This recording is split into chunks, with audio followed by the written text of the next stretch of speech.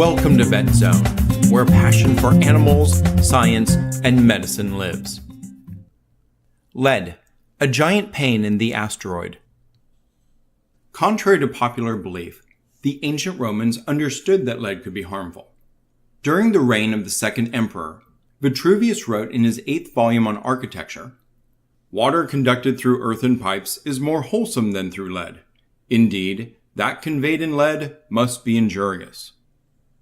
Despite this, lead's properties made it just too useful to ignore. In similar fashion today, we capitalize on these properties in cell phones, computers, batteries, ammunition, solder, industrial machinery, medical equipment, and pewter figurines. In fact, our own bodies mistake lead's good properties for those of other normal cations in the body. While often viewed as calcium, lead can doppelganger for magnesium, iron, and even the monovalent sodium.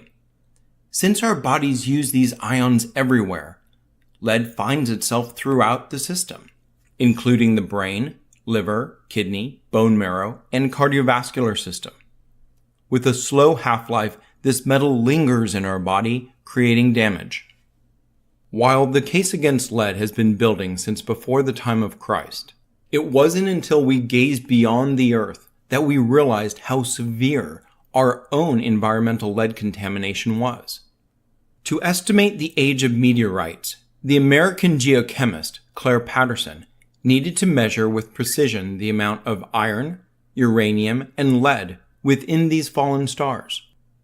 In the 1950s, the average amount of lead contained in a person's hair and clothing could invalidate those measurement readings just by walking through his laboratory. To solve this, Patterson created one of the first scientific cleanrooms, going as far as boiling his instruments in concentrated sulfuric acid. Patterson's lead-free lab paid off, and in 1956 he published what is still one of the most reliable estimations of the solar system's age. To our best understanding, the birth date of our Earth and its lovely solar system resides roughly 4.55 billion years ago, plus or minus 70 million years. Through this exhaustive work, Patterson became intimately familiar with the extent of environmental lead contamination. His work, passion, and subsequent activism provided much of the framework for the elimination of lead from car gasoline, paints, and many other daily sources. Just as Romans used lead in their aqueducts, U.S. houses built before 1986 may still have lead pipes and fixtures. The Latin word for lead provides us both the element symbol, Pb, and the word for a plumber, or lead worker. The Safe Water Drinking Act of 1974 instituted changes to elevate all water sources to a lead-free status. The U.S. banned lead paint for homes in 1978, but since lead never goes away, over 24 million housing units still harbor deteriorated lead paint and house dust. The CDC estimates that over 4 million of those homes currently contain children. And in 1991, laws prevented lead shot from waterfowl hunting. Despite these efforts, lead remains a serious threat to our lives.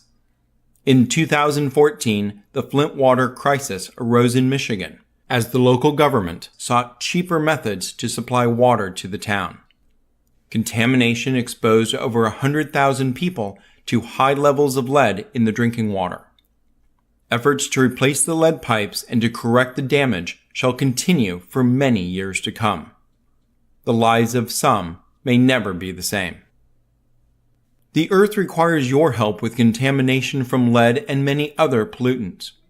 Supporting Gaia is easy. For example, recycling your old computers and batteries, also known as e-waste, contributes to a better, cleaner world for everyone's future. Thank you for listening.